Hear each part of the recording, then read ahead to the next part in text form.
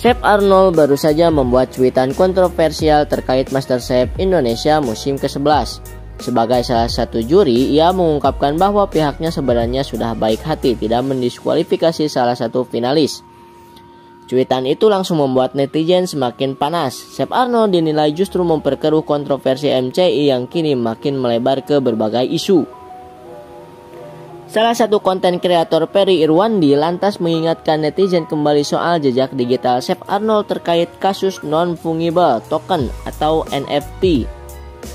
Sebagai pengingat, pada Agustus 2022 lalu Chef Arnold ramai diprotes di Twitter lantaran harga NFT Karafuru terus menurun. Namun protes netizen ditanggapi oleh Chef Arnold dengan jawaban yang tak disangka-sangka. Chef Arnold saat itu hanya mengatakan permintaan maaf jika netizen terkait menjadi exit liquidity. Dalam dunia kripto, exit liquidity merupakan fenomena saat investor kecil membeli token NFT yang dijual investor besar dengan harga tinggi. Tetapi harga token NFT itu kemudian terus menyusut saat hype mereda. Chef Arnold sendiri bukanlah founder atau pemilik NFT Karafuru. Diketahui ada 3 founder NFT Karafuru yakni Jejo, Grady Edward, dan Rove. Namun Chef Arnold beberapa kali mempromosikan NFT Karafuru di Twitter. Ia juga dikenal sebagai kolektor dan kerap aktif berkomentar tentang NFT dan kripto. Bahkan dia juga ikut menggoreng NFT Gozali Everyday hingga akhirnya viral.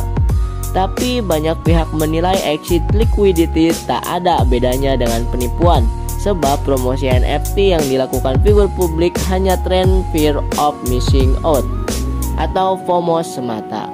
So, gimana menurut kalian? Komen.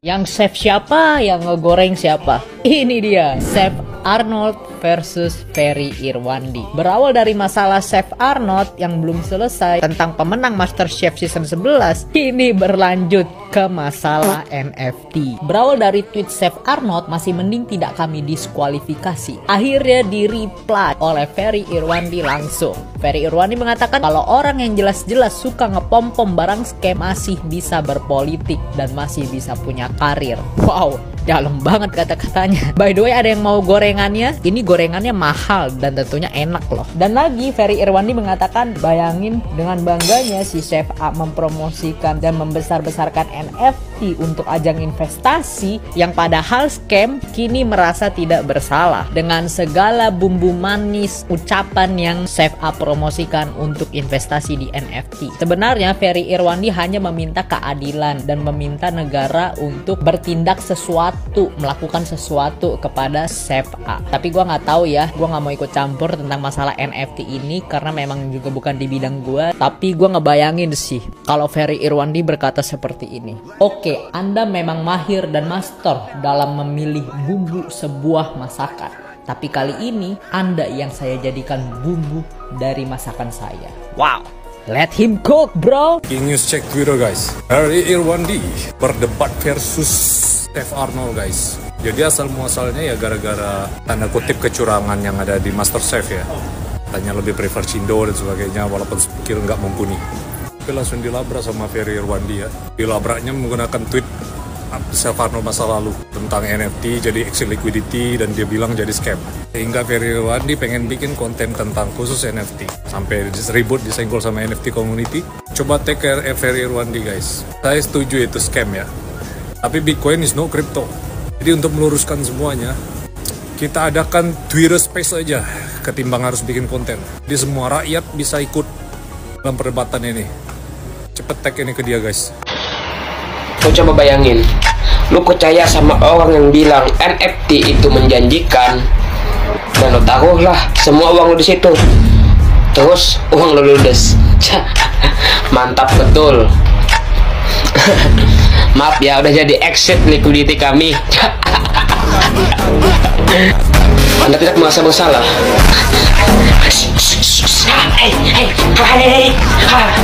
Saya tanya sekali lagi, Anda tidak merasa bersalah, malu, atau menyesal? Anjing. Gua ada DM tuh, tolong dibuka. Saya nggak buka DM dari orang yang nggak saya kenal. Gua jadiin bakwan lu. Guys, Chef Arnold barusan diprotes sama netizen di Twitter. Kenapa? Karena harga Karafuru NFT itu anjlok banget. Nah, ini pendapat gua ya guys mengenai NFT. Nah, menurut gua kalau NFT itu sebenarnya adalah teknologinya akan kepake di masa depan guys. Bukan bicara hanya monyet-monyetan, gambar-gambar selfie dan sebagainya. Itu hype sementara guys.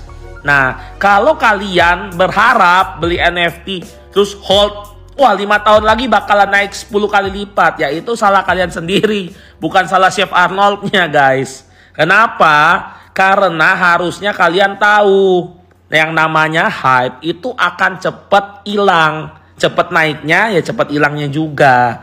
Nah jadi kalau mau investasi mending ke kriptonya langsung atau beli karya seni yang beneran. Nah kan udah sama-sama mahal. Jadi lebih baik begitu. Kalau yang follow gua sejak lama pasti tahu deh. Gua itu bukannya menentang NFT tetapi lebih nggak suka hanya bicara NFT itu karya digitalnya aja. Nah jadi NFT itu bicara soal teknologi. Di mana? Pertama di metaverse, di game bisa kepake untuk bikin sertifikat, bikin tiket konser. Nah itu kepake semua. Tetapi kalau cuma gambar-gambar doang, ini hanya hype aja guys. Nah jadi gimana ya guys? Saran untuk orang yang udah terlanjur beli ya sudahlah. Mau gimana, mungkin bagi kalian yang belum sempet ikut trennya ya sudah. Untung aja nggak ikut-ikutan. Jadi ini pembelajaran buat kita semua. Yang namanya hype itu akan hilang dengan cepat. Gitu sih guys. Kalau kalian mau menghujat masalah MasterChef Indonesia, jangan menghujat salah satu peserta dari mereka, karena mereka nggak tahu apa-apa. Lagi rame banget salah satu juri MasterChef Indonesia mempercayai salah satu tweet, entah dibuat sama dianya sendiri atau bukan, mempercayai kalau salah satu pesertanya ini adalah sudah profesional dan masuk ke MasterChef Indonesia, dan itu kecolongan katanya. Dengan jelasnya beliau bilang sudah baik kita tidak diskualifikasi. Sudah cukup sampai di situ, sisanya kita bahas bertiga. Salah satu konten kreator yang mungkin mewakili kita semua, dan dia mengomentari tentang masalah ini. Bukan hanya mengomentari masalah MasterChef Indonesia aja, tapi masalah NFT aja dia ungkit kembali. Dan bahkan sampai bawa-bawa laporin aja ke polisi. Seharusnya yang harus dipertanyakan adalah kenapa masih ada penonton MasterChef Indonesia, padahal jelas banget dari sini juga kita bisa nilai. Dan mungkin kesadaran kita bahwa ketipu sama program ini adalah ya sekarang. Siapa yang sadar kalau ternyata MasterChef Indonesia itu juara-juaranya adalah Cindo? Loh kok kenapa harus Cindo? Ya lihat siapa yang punya program ini, RCTI. Pertanyaannya adalah apakah akan ada season 12 MasterChef Indonesia terus dikontinue?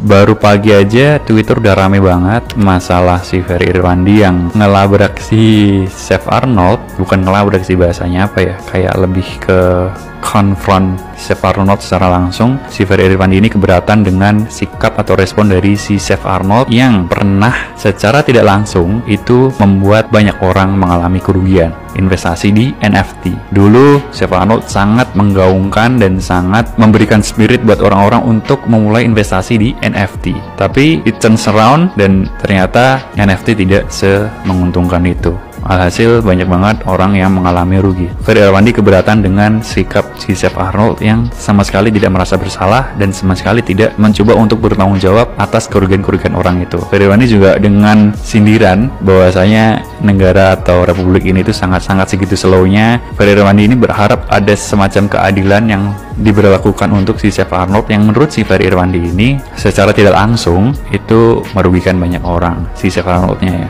berkaitan dengan investasi di NFT atau investasi secara general, gue juga bukan expert.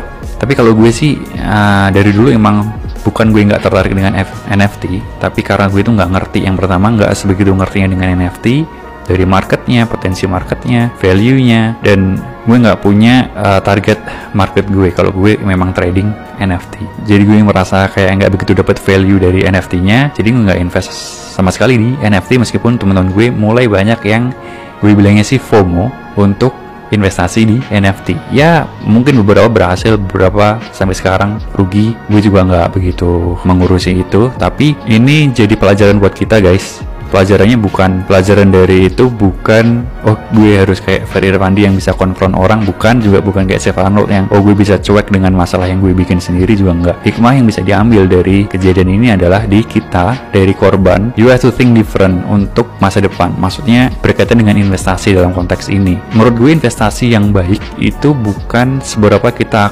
mendapat return, tapi seberapa kita mengerti investasi yang kita lakukan.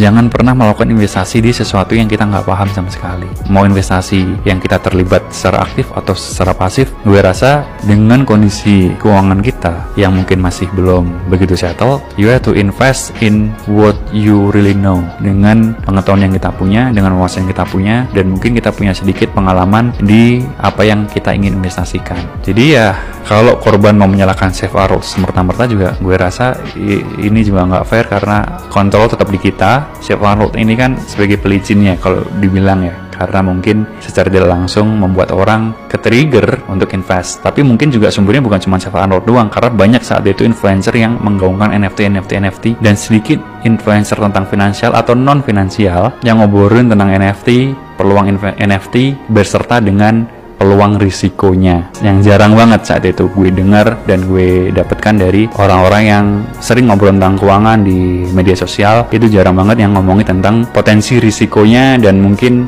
apa yang akan terjadi setelah kita mengalami risiko tersebut. So ya, investasi ke hal-hal yang kita tahu. Semuanya dari kita, kontrol dari kita, masa depan juga ditentukan oleh kita sendiri.